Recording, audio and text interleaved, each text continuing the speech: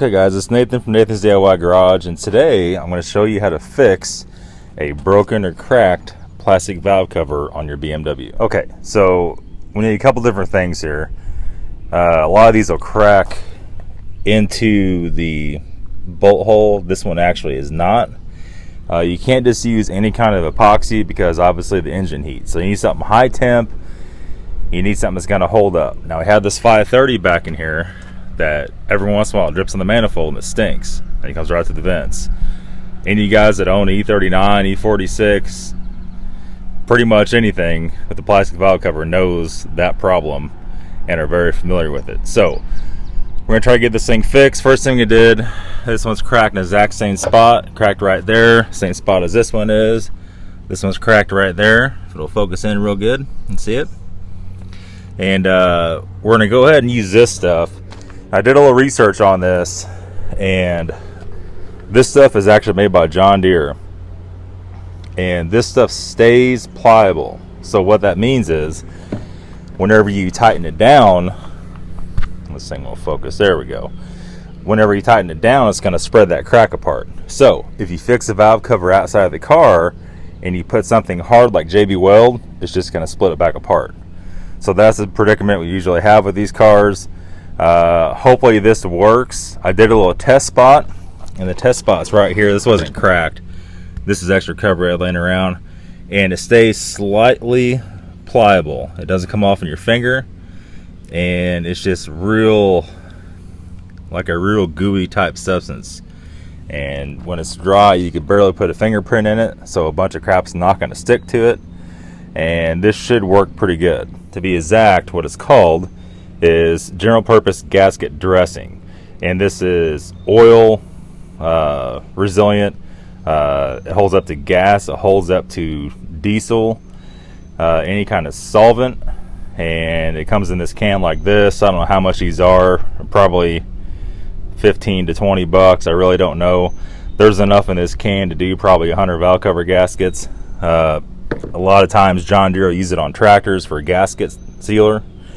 Don't use that for gasket sealer on a plastic valve cover, because I've used this before on metal parts and you have to take a rubber mallet to get them back apart. So what's going to happen if you put that on the gasket?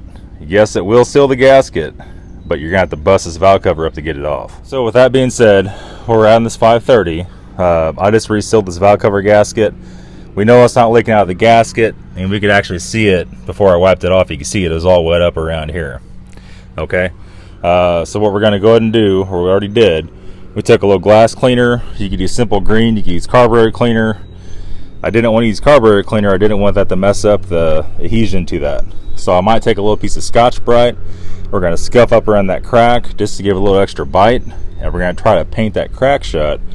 We'll probably end up doing 2 coats on it, get a nice thick coat on it, and we're going to inspect this whole valve cover real close for any kind of cracks. Now the best way to do this would be use a smoke machine and put smoke in it and see where your cracks are. Fortunately, I don't have a smoke machine, but that's not a big deal. This one's pretty self-explanatory where it's leaking from, and we're going to go ahead and get her sealed up and come back. Okay guys, so here we are. We went and drove the car. We got it back up on the trailer right now. I was about ready to call it good and fixed. No more oil leaks in the back. I don't know if you can see it or not, but it's right down there. You can see the black shiny stuff is actually the sealer. And so what I ended up doing, ended up putting a coat on, took the heat gun. The heat gun was just kind of making it run off. So we heat cycled the car a couple times, and now it's turned pretty firm on there, and it's not dripping anything at all. It seems like it should be more than good to go.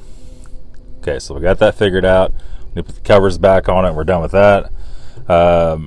I did notice when it was sitting there idling, the temperature gauge is going up a little bit higher than what it should.